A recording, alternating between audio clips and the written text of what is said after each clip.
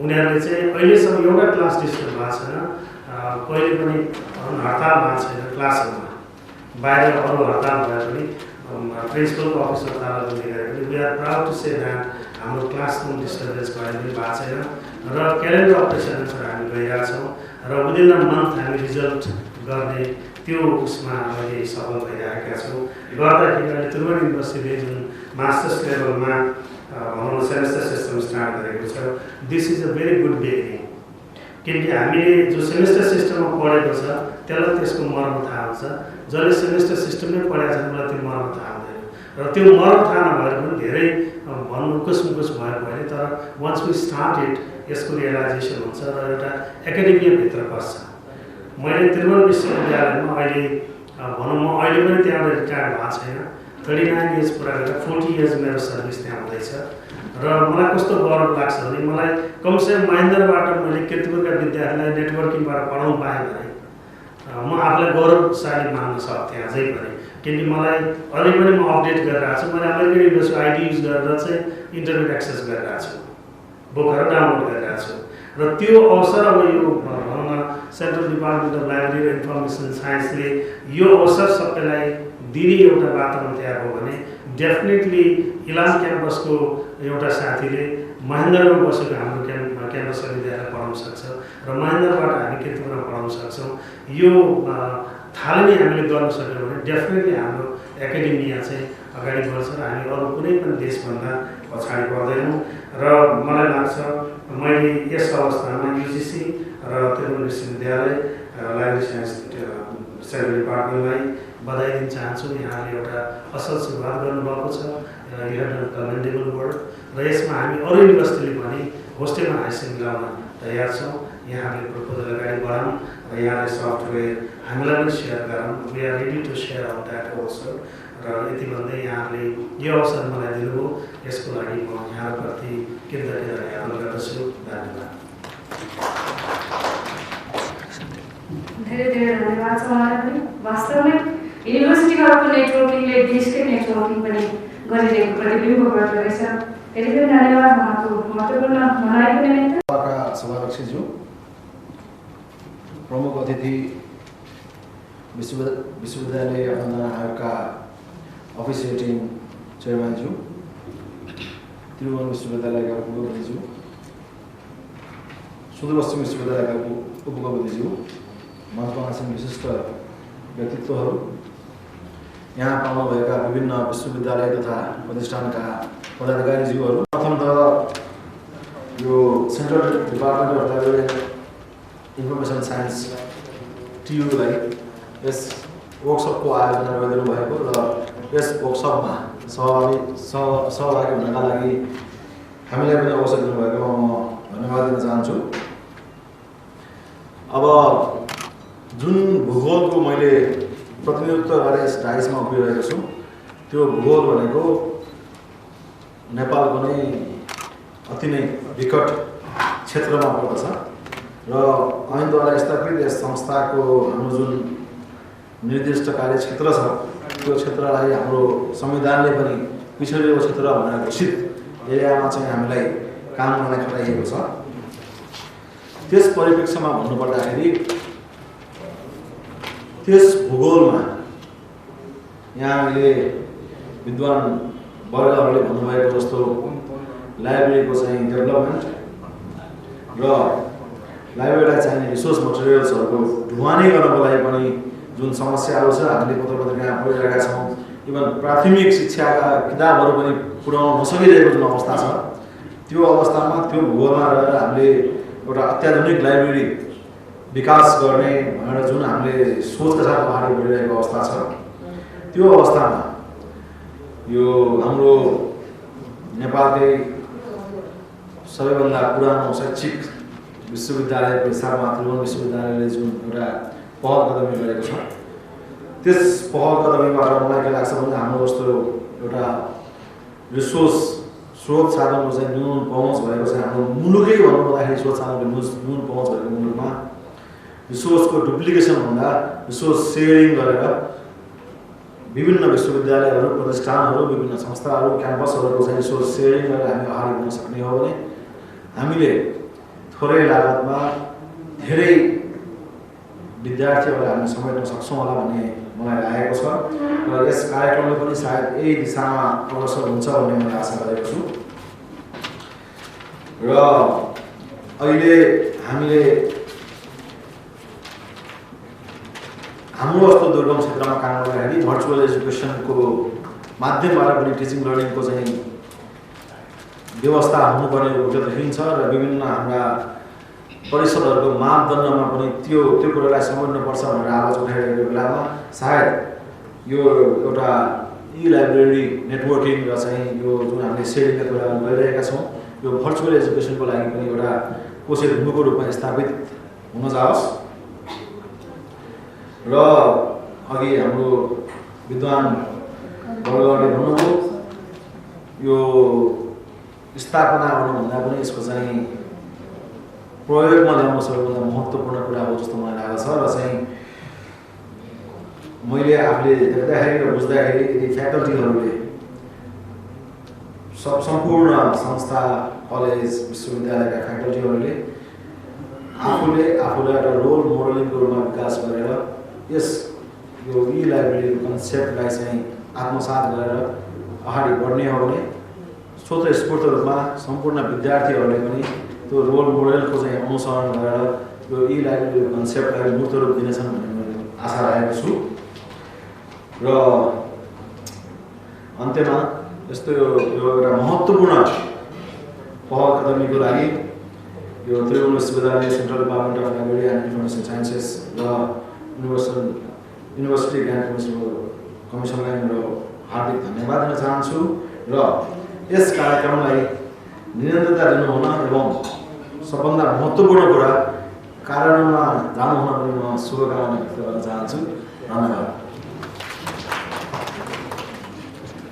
धन्यवाद डाक्टर पारस जीलाई। आयोजना भएको थियो जसमा तालिममा Koha integrated library system, DSpace software, personality development नेटवर्कलाई निवेदन गर्दछु।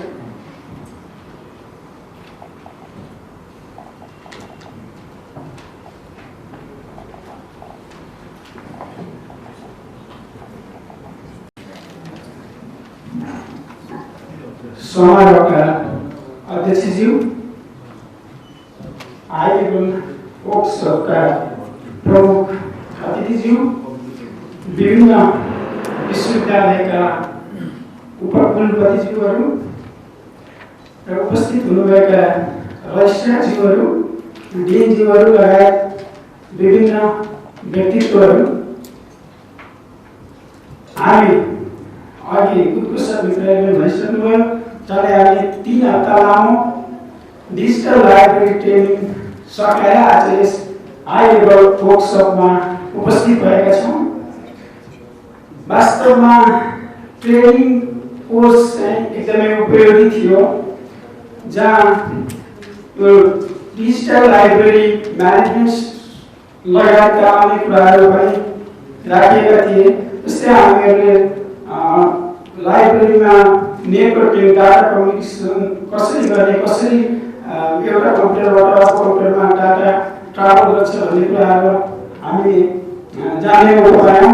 त्यसै गरी हामीले प्रयोग गर्ने सफ्टवेयरहरू यो लिनक्स अपरेटिङ सिस्टममा रन हुँदो रहेछ र यो लिनक्स अपरेटिङ सिस्टम भनेको के हो, यसले कसरी काम गर्छ भन्ने कुराहरू हामीले त्यो ट्रेनिङमा जान्ने मौका पायौँ। त्यसै गरी कोहा इन्टिग्रेटेड सफ्टवेयर यो यसका फिचरहरू के छन्, लाइब्रेरी अटोमेसन कसरी हुन्छ, यो सफ्टवेयरले के काम गर्छ भन्ने कुराहरू हामीले त्यहाँ सिक्ने मौका पनि पायौँ।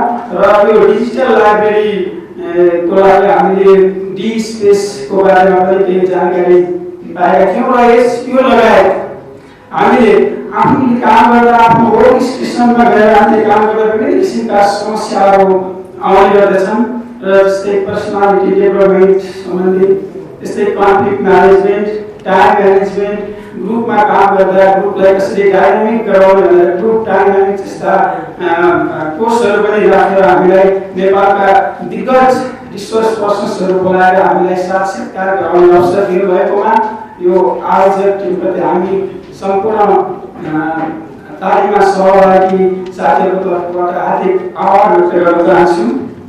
र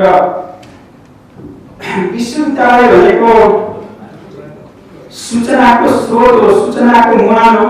यहाँ विश्वविद्यालयबाट नै सूचना उत्पादन हुने गर्दछ र ती उत्पादन भएका सूचनाहरूलाई लाइब्रेरियनले एउटा महासागरमा एउटा लाइब्रेरीमा म्यानेजमेन्ट गरेर राख्नुपर्दछ ताकि चाहेको बेलामा चाहेको सूचना हामीले युजर्सलाई दिन सकौँ। र त्यसको लागि अहिले डिजिटल लाइब्रेरी र नेटवर्किङको कुरा चलिरहेको छ र यसको लागि लाइब्रेरियनहरू टेक्नोलोजीसँग फेमिलियर हुन आवश्यक छ। र हामीले यो कुरा गरिरहँदा जस्तै हामीले कुनै बेला अमेरिकी राष्ट्रपति जोन एफ केनेडीले के बोले भन्ने कुरा थाहा पाउनको लागि हामीले धेरै दिन पर्खिनु पर्दथ्यो र अहिले बाराक ओबामा के बोल्दैछन् के भन्दैछन् भन्ने कुरा हामीले कुनै बोलिरहेको बेलामा हामीले थाहा पाउन सक्दछौँ। यो टेक्नोलोजीले गर्दा भएको विकास हो। जस्तै हाम्रा देशका कुनै बेलाका राणा प्रधानमन्त्री जङ्गबहादुर राणा बेलायत भ्रमण जाँदा 6 महिना बाटोमा लगाएका थिए भनेर हामीले सुन्छौँ र अहिलेका प्रधानमन्त्री बेलायत जान चाहे पनि उनी 6 घण्टा भरमै बेलायत पुग्न सक्छन्। यो पनि एउटा टेक्नोलोजीले भएको कुरा हो र यो ओडमा हामी अहिले आइपुगेका छौँ र यो सँगसँगै हाम्रो नेपालको वास्तविकता पनि हामीले बिर्सन हुँदैन र कहिलेकाहीँ हामी न्युज पढ्छौँ र ती न्युजहरूले हामीलाई धेरै लामो समयसम्म हामीलाई त्यसले कता कता मनमा छोइरहेको हुन्छ। मैले आजभन्दा झन्डै 4-5 वर्ष अगाडि एउटा कान्तिपुरमा न्युज पढेको थिएँ। नेपालबाट एउटा चिठी दैलेख पुग्न 3 वर्ष लाग्यो हैन। हामी यो देशमा छौँ र यदि हामी यस्तो अवस्थामा हरेक लाइब्रेरीमा इलेक्ट्रोनिक कपीहरू भयो, हरेक बुकहरू थेसिसहरू इलेक्ट्रोनिक भयो भने हामीले क्षणभरमै हामीले त्यो विश्व सेवा पाउन सक्छौँ। जस्तै मैले एउटा सानो मेरो आफ्नै उदाहरण दिन चाहन्छु। हामीले यो पुस्तकालयसँग सम्बन्धित एउटा पत्रिका चाहिँ म्यागजिन निकाल्ने गर्दछौँ। त्यो म्यागजिन काठमाडौँबाट निस्कन्छ। त्यहाँ म्यागजिन काम गर्ने भएकाले त्यो म्यागजिन जहिले प्रेसमा जान्छ त्यो दिन मलाई इलेक्ट्रोनिक कपी एकैछिनमा आइपुग्छ, मैले पढ्न सक्छु। र पोखरामा त्यो छापिएर पोखरासम्म आइपुग्दा कहिले पनि मैले 3 महिनाभन्दा अगाडि त्यो फिजिकल कपी चाहिँ कहिले पनि पाउँदैन। त्यो भएर हामीलाई यो इलेक्ट्रोनिक र यो फर्मेटमा हामीसँग भएका लाइब्रेरीमा भएका रिसोर्सहरू इलेक्ट्रोनिक फर्मेटमा हुन आवश्यक छ र हामीले यो डिजिटल लाइब्रेरी सफ्टवेयरको प्रयोग गरेर विभिन्न विश्वविद्यालयहरूमा नेटवर्किङ गर्न सक्यौँ भनेदेखि हामीले एक ठाउँको सूचना अर्को ठाउँमा प्रवाह गर्न सक्दछौँ। जस्तै कि हाम्रो पोखरा युनिभर्सिटीको एमफार्मका विद्यार्थीहरूले केही नयाँ रिसर्च गरे। आज त्यो चाहिँ भोलि कर्णाली स्वास्थ्य विज्ञान प्रतिष्ठानका विद्यार्थीहरूले युज गर्न सक्छन् र धरा स्वास्थ्य विज्ञान प्रतिष्ठानमा के भयो भारतीय स्वास्थ्य विज्ञानका विद्यार्थीहरूले क्षणभरमै युज गर्न सक्ने बनाउन सकिन्छ। र यसको लागि धेरै हामी टेक्नोलोजीसँग फेमिलियर हुनु आवश्यक छ। लाइब्रेरीहरूले धेरै सिक्न आवश्यक छ र हामीले कतिपय कुराहरू रिसर्चरलाई तपाईले खोजेको डकुमेन्ट तपाईले खोजेको लिटरेचर फलाना लाइब्रेरीमा छ भनेर भन्न मात्रै सक्यौँ भने पनि रिसर्चरको धेरै समय जोगिन्छ र उहाँको रिसर्चमा धेरै एसिस्ट हुन्छ। त्यसको अर्थ हामीले रिसर्च सेयरिङ गरेर उहाँकै कम्प्युटर अगाडि हामीले त्यो चाहेको लिटरेचर पुर्याउन सक्यौँ भने एउटा रिसर्चरको जीवनमा त्योभन्दा गजबको कुरा, त्योभन्दा मजाको कुराहरू के हुन सक्ला। त्यो भएर हामी अब यो डिजिटल लाइब्रेरी र नेटवर्किङमा जान आवश्यक छ र यो गर्न आवश्यक छ। यसको लागि हामीहरूलाई यो एउटा ट्रेनिङले मात्रै पुग्दैन, हामीलाई धेरै ट्रेनिङहरू चाहिन्छ। किनभने यो टेक्नोलोजी भनेको सधैँ चेन्ज भइरहेको छ, अपडेट भइरहेको छ। त्यही टेक्नोलोजी अनुसार हामी पनि अपडेट हुन सिक्नु पर्दछ र यो ट्रेनिङ भनिसकेपछि के हुँदो रहेछ भने हामी सबै यो काठमाडौँभित्र पनि छैनौँ, बाहिरदेखि आउनुपर्छ।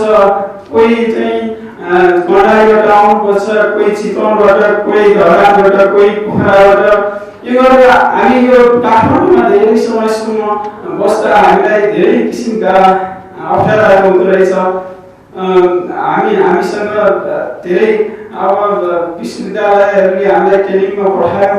अब उसको पनि हाम्रो आफ्नै किसिमको चाहिँ आर्थिक नियमावलीहरू हुन्छ, विनियमहरू हुन्छ र हामीलाई चाहिँ यो लामो समय बस्दाखेरिमा बास बस्ने लगायतको अनि बेलुकीमा खाने पनि यस्तो व्यवस्था भइदियो भने आगामी ट्रेनिङहरूमा हामीले अझै यो सिकाइलाई अझै बढी चाहिँ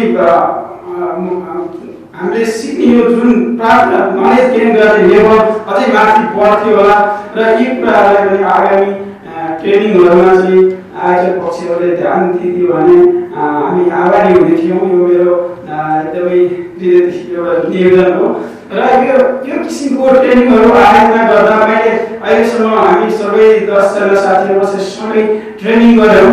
यो समयमा हामीले कोही हाम्रो कुनै विश्वविद्यालयको लाइब्रेरी हाम्रो कुनै क्याटलगिङ र सर्कुलेसन अटोमेटेड भइसकेको छ। कुनै विश्वविद्यालयमा लाइब्रेरी भनेकै कहाँ के गर्ने कसो गर्ने सबै अस्तव्यस्त अवस्थामा छ।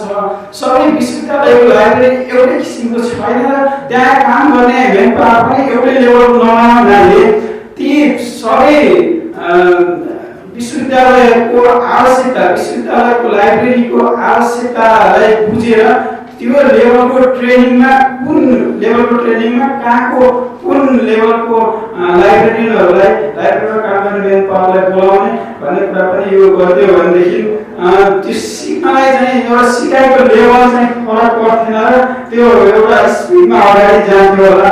यो मेरो अनुभव हो र त्यति भन्दै मैले आफ्नो मलाई अन्त्य गर्छु। धन्यवाद, नमस्कार। धेरै धन्यवाद छ बेलाजीलाई। साँच्चै ट्रेनिङ लिँदाखेरि हामीलाई शिक्षकहरू प्रशिक्षकले जुन मेहनतका साथ पढाउनु भयो त्यसको निमित्त हामी धेरै नै आभारी छौँ। राति उठेर बिहान सबैलेदेखि प्रशिक्षण दिनको निमित्त, ट्रेनिङ दिनको निमित्त जुन तयारी शिक्षकहरूले गर्नुभयो त्यसको निमित्त पूर्ण रूपमा धन्यवाद दिने सायद शब्द नै नहोला हामीसँग। अब म यो ट्रेनिजहरूलाई प्रमाणपत्र वितरण गर्ने कार्यक्रमतिर लाग्दैछु। साधना दिन आग्रह गर्दछु। त्यस्तै नेपाल राष्ट्रिय पुस्तकालयका अनुपमा उपाध्यायजीलाई हार्दिक आग्रह गर्दछु। श्री अनुपमा उपाध्यायजीलाई आफ्नो प्रमाणपत्र ग्रहण गरिदिनु नम्र आग्रह गर्न चाहन्छु। त्यस्तै कर्णाली स्वास्थ्य विज्ञान प्रतिष्ठानका श्री चेत बहादुर रोहाजीलाई आफ्नो प्रमाणपत्र ग्रहण गरिदिनु म हार्दिक आग्रह गर्दछु। दुर्गा प्रसाद आचार्यजीलाई पनि प्रमाणपत्र ग्रहण गरिदिनु म आग्रह गर्दछु।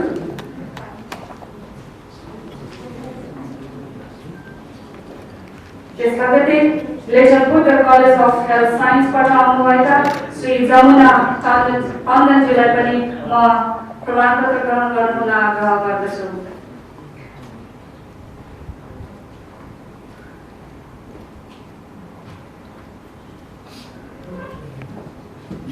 नेक्स्ट अर्को मध्यपश्चिम विश्वविद्यालयबाट आउनुभएका श्री ज्योति कार्कीजीलाई पनि म प्रमाणपत्र ग्रहण गरिदिन आग्रह गर्न चाहन्छु।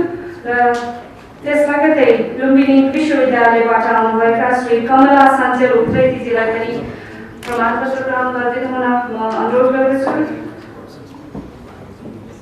त्यस्तै बिपी कोइराला स्वास्थ्य विज्ञान संस्थानबाट प्रतिष्ठानबाट आउनुभएका श्री नीला तामाङजीलाई पनि आग्रह गर्न चाहन्छु।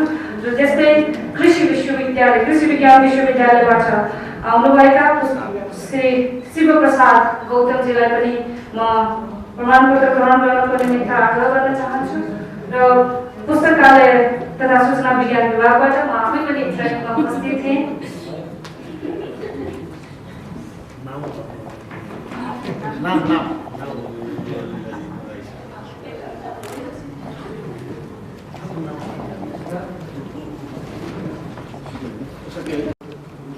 नमस्ते।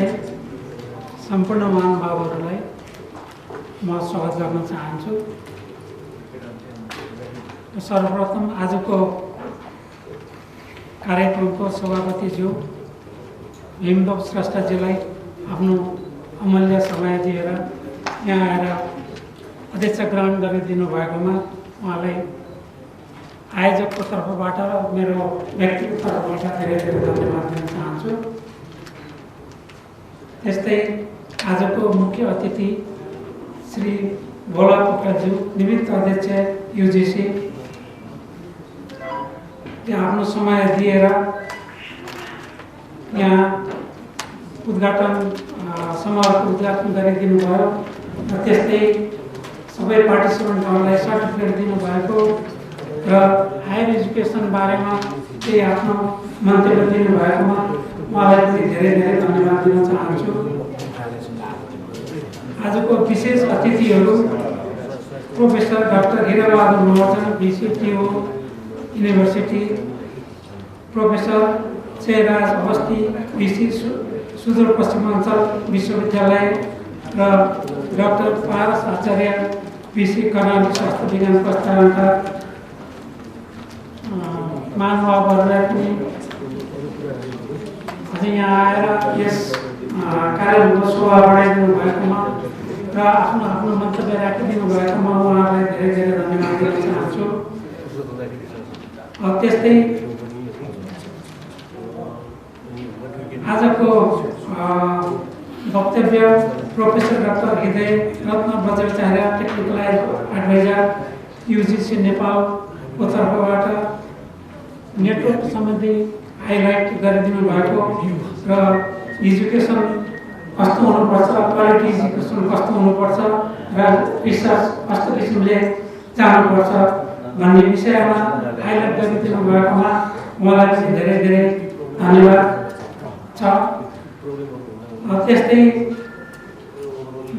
प्रोफेसर डाक्टर मोहनराज प्रधान, कोअर्डिनेटर नोमिनेसनका कोअर्डिनेटरले यो कम्प्युटर सम्बन्धी र नेक्स्ट जेनेरेसन सफ्टवेयर सम्बन्धी कुराहरू गर्नुभयो र त्यसको हाइलाइट गर्नुभयो, त्यसको लागि धेरै धेरै धन्यवाद छ। उहाँ यस कार्यक्रमको मुख्य मान्छे जस्तो लाग्छ मलाई, किन उहाँ नभएको भए यो कार्यक्रम, यो डिजिटल लाइब्रेरी ट्रेनिङ, यो वर्कसप पनि सम्भव हुने थिएन जस्तो लाग्दछ। त्यसको लागि उहाँले गरेको कन्ट्रिब्युसनको लागि धेरै धेरै धन्यवाद छ। त्यस्तै विभिन्न युनिभर्सिटीबाट आउनुभएका प्रतिनिधिहरू यहाँ आएर यस कार्यक्रमको शोभा बढाइदिनु भएको र वर्कसपमा पार्टिसिपेट गरिदिनु भएकोमा उहाँहरूलाई पनि धेरै धेरै धन्यवाद छ। यहाँ कुनै केही व्यक्तिहरू, परिचित व्यक्तिहरू पनि हुनुहुन्छ। प्रोफेसर डाक्टर राजेन्द्र अधिकारीज्यू यस वर्कसप र डिजिटल लाइब्रेरी ट्रेनिङको एउटा महत्त्वपूर्ण अङ्ग हुनुहुन्छ। यसको लागि उहाँलाई पनि यहाँ आइदिनु भएकोमा धेरै धन्यवाद छ। अब मुख्य आजको सेसनको प्रतिनिधिहरू भनेको यो डिजिटल लाइब्रेरी ट्रेनिङका पार्टिसिपेन्टहरू हो। उहाँहरू नभएको भए सायद यो सेसन हुने पनि थिएन। उहाँहरूले यो ट्रेनिङको दौरान राम्रो नयाँ किसिमको ज्ञानहरू हासिल गर्नुभयो भन्ने मलाई लाग्दछ र यसले उहाँहरूको व्यक्तिगत फाइदा त हुन्छ नै, तर त्यसको साथसाथै यहाँबाट फर्केपछि आफ्नो आफ्नो संस्थामा गएर केही कन्ट्रिब्युसन गर्नुभयो भनेदेखि यो यहाँबाट दिएको ट्रेनिङको उपलब्धि भएको हामीले ठान्दछौँ।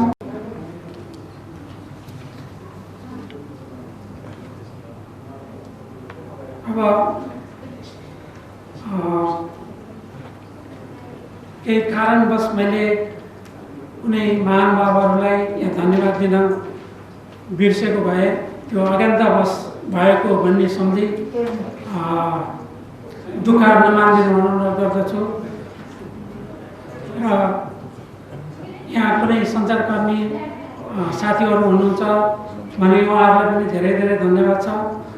र साथै यो हल, यो कार्यक्रमको लागि यो हल उपलब्ध गराइदिनु भएकोमा भर्चुअल मार्केटलाई पनि धेरै धेरै धन्यवाद छ। म अब आफ्नो बारेमा सानो एउटा मन्तव्य राख्न चाहन्छु। म विद्यार्थी हुँदा हाम्रो देशमा कुनै युनिभर्सिटी थिएन। विश्वविद्यालयका उपकुलपतिको हो, त्यस्तै पश्चिमाञ्चल विश्वविद्यालयका उपकुलपति हो, त्यस्तै अघि उहाँले भन्दा जस्तै कर्णाली एकाडेमी अफ फिजिकल साइन्सेसका उपकुलपति थियो। मेरा मित्र सिनियर प्रोफेसर डाक्टर मोहन खान थियो, त्यस्तै हृदय सर युजिसीबाट प्राध्यापक डाक्टर हृदय सर, त्यस्तै छब्या म्याडम युजिसीबाट र विभिन्न विश्वविद्यालयबाट पाल्नुभएका रेक्टर सर, रजिस्ट्रार सर, डिन सरहरू र मेरा पुस्तकालय कर्मी साथीहरू र जुन निरन्तर दिनको 10 घन्टासम्म खटिएर पुरा 3 हप्ता कुनै दिन बिदा नलिई ट्रेनिङमा सामेल हुनुभयो मेरा ट्रेनिङ साथीहरू सबैलाई धन्यवाद दिइसकेको त्यसरी म फेरि धन्यवाद दिन चाहन्छु। र अरू धेरै कुराहरू चाहिँ म अरू धेरै कुरा गर्न चाहन्न। हाम्रो युजिसीका 3 जना सरहरू दिउँसो नौमी भएकोले हामीले आज के विशेष सरहरूले बोल्नुभए जस्तै सबैजना यो न्युट्रिसन नेटवर्कमा संलग्न हुन चाहनु भएकोदेखि त्यसमा एक किसिमको हामीले दिउँसो चाहिँ एग्रिमेन्ट जस्तोमा चाहिँ सही गर्छौँ। सही गर्ने एग्रिमेन्ट भन्नाले प्रत्येकले आफ्नो इन्स्टिट्युट, आफ्नो युनिभर्सिटी यसमा मेम्बर भएर काम गर्न चाहन्छ, रिसोर्स सेयर गर्न, आफ्नो लाइब्रेरी डेभलप गर्न चाहन्छ भन्ने किसिमको त्यो गर्छौँ हामी। त्यसले गर्दा यो नेटवर्क सुरु हुन सक्छ र सुरु भयो भनौँ। र त्यसका साथै हामी रिपोर्टमा पनि दिन्छौँ दिनलाई अहिलेलाई हामीले यो लाइब्रेरी साइन्स डिपार्टमेन्टले सुरु गरेका छौँ, तर सबै चाहिँ लाइब्रेरी साइन्स डिपार्टमेन्टले गर्न सकिँदैन। यो सबै युनिभर्सिटीको भएकोले सबै युनिभर्सिटीको हेर्ने नेपालको ब्युरो भनेको युजिसी हो। त्यसैले युजिसीले कुनै किसिमको बडी गठन गरी योलाई निरन्तरता दिने व्यवस्था गर्नुपर्ने देखिन्छ। त्यसको लागि हामी मित्र राष्ट्र भारतमा पनि गएका थियौँ। त्यहाँ इन्फ्युनेट भनेको जुन इन्फर्मेसनल लाइब्रेरी नेटवर्क भनेको इन्डियाको युनिभर्सिटी लाइब्रेरीहरूको नेटवर्क हो। त्यो युजिसीले इन्डियामा छुट्टै एउटा युजिसी अन्तर्गतकै एउटा छुट्टै निकाय गरेर सञ्चालन गरेको देखिया छ। त्यसमा इन्डियाको करिब जम्मै युनिभर्सिटी त्यसमा आएको छ। त्यस्तै किसिमले हाम्रो यहाँ पनि युजिसीलाई म रिक्वेस्ट गर्न चाहन्छु, युनिभर्सिटी आफै पनि तयार हुनु पऱ्यो। त्यस्तै एउटा निकाय बनाइयो भने कि सबै त्यसमा आबद्ध भएर र यो नेटवर्क चाहिँ कन्टिन्यू हुन मद्दत पुग्नेछ भन्ने मेरो आग्रह गर्दै अहिलेको यो सेसन अन्त्य भएको म घोषणा गर्छु। र सरहरूलाई यो पछिको यो डेलिभरेसन जुन चाहिँ यो न्युट्रिसन प्रोजेक्ट अन्तर्गत के काम भयो, के हुँदैछ, यो के गर्दैछ भन्ने कुरा डिटेल के त यहाँ आयो त्यो डिटेल चाहिँ अहिले 10 बजीको यो टी बजीको सेसनमा प्रेजेन्ट हुन्छ। र त्यसपछि हाम्रो युनिभर्सिटीहरूले पनि यो अवस्था चाहिँ हामी गर्न तयार छौँ भनेर कुनै किसिमको आफैले पनि तयार हुनु पऱ्यो भने मेरो उद्देश्य हो। त्यो सानो एग्रिमेन्ट जस्तो हामी बनाउँछौँ, त्यसमा सरहरूले हेरेर यसो जस्तै गरिदिनु भने यो स्टार्ट गर्न धेरै सजिलो मद्दत हुनेछ भन्ने र लिगलाई पनि के हुनेछ भन्ने म आग्रह गर्दै यो सेसन अन्त्य गर्न चाहन्छु। सबैलाई फेरि एकचोटि धन्यवाद।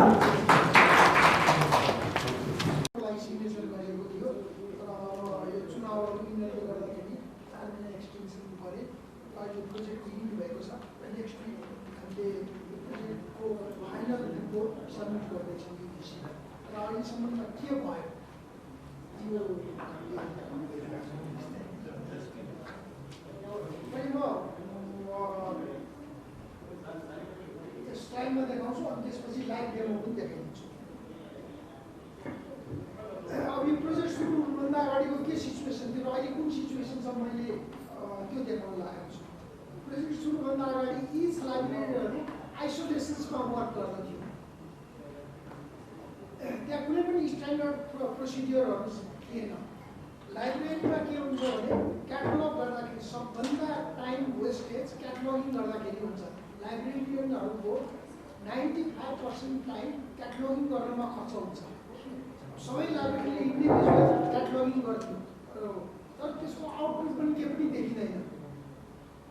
तर अहिलेको यो कम्प्युटराइज सिस्टमले गर्दा के सजिलो भएको छ भने कसैले क्याटलग गर्यो भने त्यो अरूले कपी गर्न सक्छ। जस्तै हामीले यो लाइब्रेरी अफ कङ्ग्रेसको सबैजनाले कपी गर्न सक्छ। त्यो भयो भनेदेखि लाइब्रेरियनको 10% टाइम मात्रै, सर्टेन एडिटर 10 to 5% टाइम मात्रै, पहिले 100% टाइम 90% टाइम क्याटलगिङमा खर्च हुन्थ्यो भने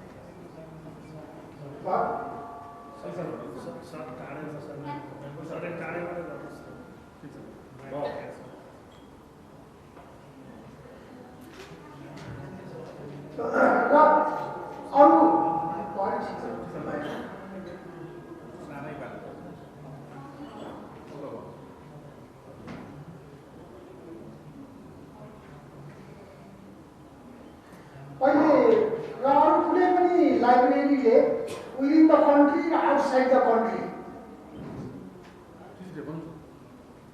Outside the country के क्याटलग गरिरहेको छ त्यो कपी गर्न सकिन्छ। त्यो कपी गर्यो भनेदेखि लाइब्रेरियनको पहिले 90% टाइम वेस्ट डिभोट गर्नु पर्दैन, 5% टाइम मात्रै डिभोट गरेको हुन्छ र एउटा स्ट्यान्डर्ड मेन्टेन हुन्छ। यो प्रोसिडियर नेपालमा कसैले पनि गरेको थिएन यो प्रोजेक्ट सुरु हुनुभन्दा अगाडि।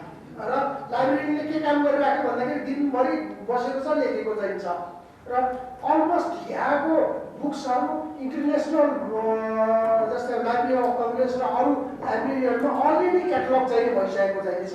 त्यो फेरि यहाँले अब क्याटलग गरिरहनु पर्दैन। तर यो प्रोजेक्ट सुरु भइसकेपछि त्यो गर्ने सिस्टम चाहिँ बस्यो। अब अरू लाइब्रेरीमा केही चाहिँ छ भनेदेखि त्यहाँबाट जस्ट कपी गरे पुग्छ र हेरे पुग्छ। जस्तै अब सेन्ट्रल लाइब्रेरी टियुको नेपालको आइएसबिएन नम्बर चाहिँ दिन्छ र त्यहाँ अलमोस्ट अल नेपालबाट पब्लिस भएको बुकहरू त्यहाँ चाहिँ रहन्छ। त्यस्तै गरेर यो नेपाल नेसनल लाइब्रेरीमा पनि रहन्छ र त्यहाँको क्याटलग जस्ट कपी गर्दैदेखि पुग्छ। यो सिस्टम स्टार्टिङ भयो। अनि लाइब्रेरीहरूमा इन्टरेक्सन्सहरू चाहिँ लाइब्रेरी एकअर्काको डाटाबेसहरू हेर्ने तिनीहरू सिस्टमहरू केही पनि सिक्नु छैन र युजर्सहरू खालि आफ्नो लाइब्रेरीमा मात्रै हेर्ने चलन चाहिँ छ। अरूको लाइब्रेरीमा इन्टर लोन चाहिँ इन्टर लाइब्रेरी लोन यिनीहरू सबै गर्न हृदय सरले पनि भन्नुभयो। अहिले लाइब्रेरीको काम स्टोर हाउस भएको छ। जस्तै कतिजना स्टुडेन्ट छ त्यति नम्बर किताब किन्दिने, तर त्यति नम्बर किताब किन्नुभन्दा मोर टाइटल चाहिँ अरू चाहिँ टाइटलहरू किनेर सेयर गऱ्यो भने it is more beneficial to all of the neighbours. तर युजर्सलाई त अहिले के छ भने इन्टरनेटबाट हेबिचुएटेड भइसकेको छ। एकपल्टमा क्याटलग हेर्दाखेरि जतिजना नेटवर्किङको लाइब्रेरीको सबैको क्याटलग एकैपल्ट हेर्न सकोस् न। आफ्नो लाइब्रेरीमा नहुने बित्तिकै यो कुन लाइब्रेरीमा छ भनेर त्यो 13वटा युनिभर्सिटीको लाइब्रेरीमा एउटा की सर्चले हेर्नु अनि यो लाइब्रेरीमा त्यो किताब छ भनेर चाहिँ भन्छ अनि आफूले फर्म भर्न पठाइदियो अनि त्यो किताब आउँछ। तर हामीले त्यो सिस्टम पनि डेभलप गरिसकेको चाहिँ छ। म त्यो देखाउँछु।